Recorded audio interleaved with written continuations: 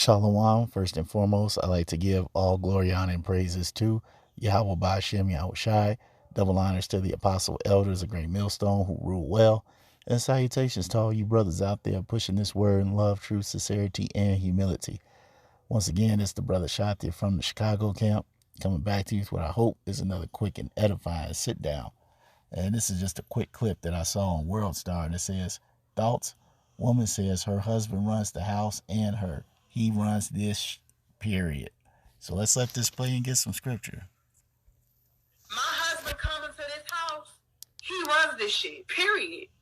And I know that sounds, old school, and I get called to pick me and all that bullshit, whatever.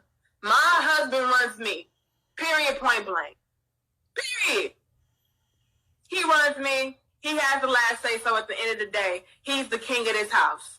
He runs this household. Yes, he allows me to do what I need to do. I can move freely. I can, make my own decisions. If I see something, I want to do something, he's going to support it. But the minute that he's like, nah, that ain't going, it ain't going. Why? Because as a queen, I respect my husband's wisdom. I respect my husband's output and outlook on life. Let me put it on pause real quick. Yeah, this sister done said a mouthful. And she brought up a very good point.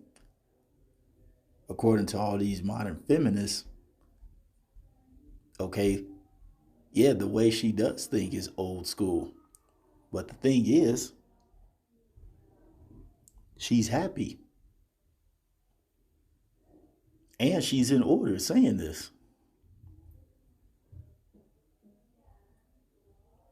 She says she trusts her man's wisdom and guidance.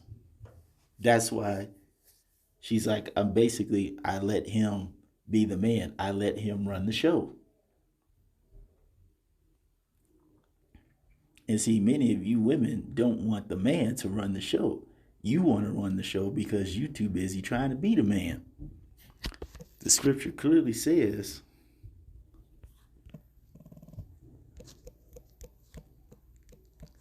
I would have you know that the head of the woman,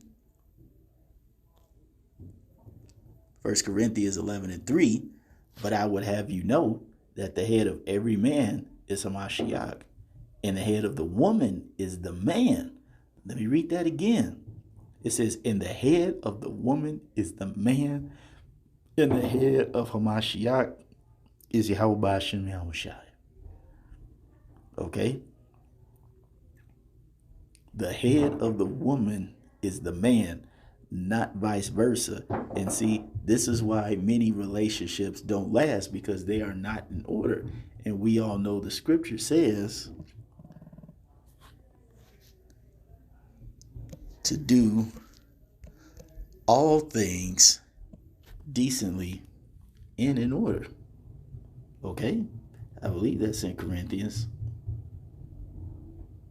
Or is it in Peter? It's 1 Corinthians. 1 Corinthians 14:40. Let all things be done decently and in order. And see, when things are done decently in order, meaning that when things are done according to as what thus the scripture says, you can have a very fruitful and prosperous path and journey.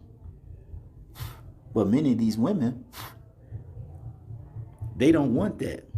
They truly don't want that. They like chaos. They like confusion. They like madness.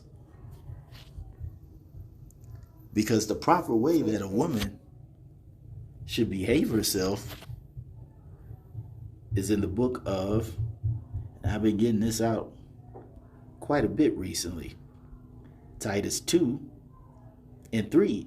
The aged women likewise, that they be in behavior as becometh holiness, not false accusers, not given to much wine, teachers of good things, that they may teach the young women to be sober, to love their husbands, to love their children, to be discreet, chaste, keepers at home, good, obedient to their own husbands. Let me read that again. To be discreet, chaste, keepers at home, good, obedient to their own husbands. Now, you know what? Let's get that word obedient in Titus, the 2nd chapter. Okay.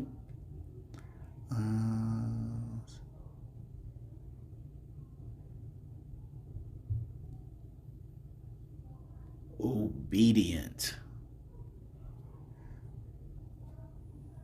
Strong's G 5293. Hupotasso. Hupotasso. Hypotasmo, to arrange under, to subordinate, to subject, put in subjection, to subject oneself, obey, to submit to one's control, to yield to one's admonition or advice. Oh, did she just say that? I trust my husband's wisdom. Ooh. So that means this woman is obedient. That means she's giving very good advice on what other women should be doing. It says obedient to their own husbands, that the word of the Most High be not blasphemed.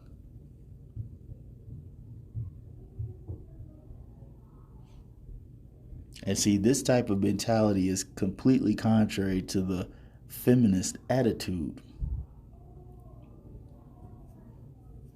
And because of that, when Jacob's troubles hits, many of you women will be willing in the day of thy power, in the day of the Lord's power. Okay? But many of you all will get rejected because of the things that you've done and the way you carry yourself.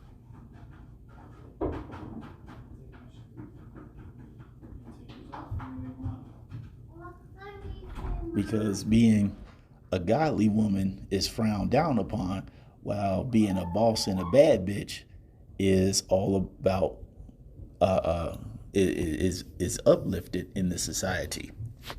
That's why in Isaiah it says,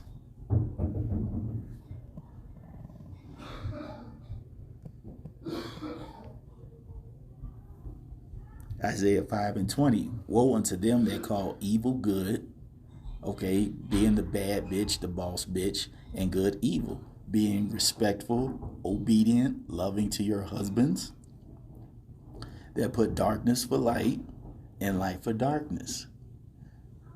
Traditionalism versus feminism, that put bitter for sweet and sweet for bitter. The Lord said, woe to destruction to you people, destructive to you, you prideful, headstrong women.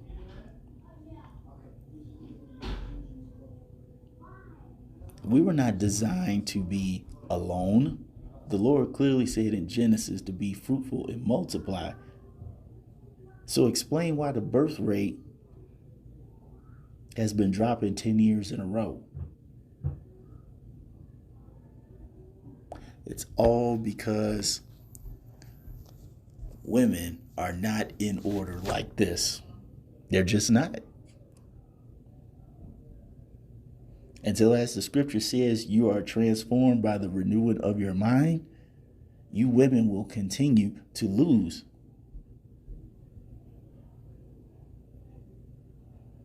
And that ultimate loss is going to come in the form of not having a man, because you have to remember the scripture says that when all hell breaks loose, as I mentioned earlier about Jacob's trouble, all right, it says that in Isaiah 32:2, that a man shall be as a hiding place from the wind, and a covert from the tempest, as rivers of water in a dry place, as the shadow of a great rock in a weary land. So this man is basically going to be your salvation. He is going to be your protection and your everything. And many of you women will not have it. As the scripture says, where there is no hedge, there the possession is spoiled. So if you women don't want to be spoiled, I highly suggest you get yourself right so you can be saved. by a man of the Lord. So that's all I wanted to say on this. I hope you all were edified. Until the next time, we're going to say Shalom.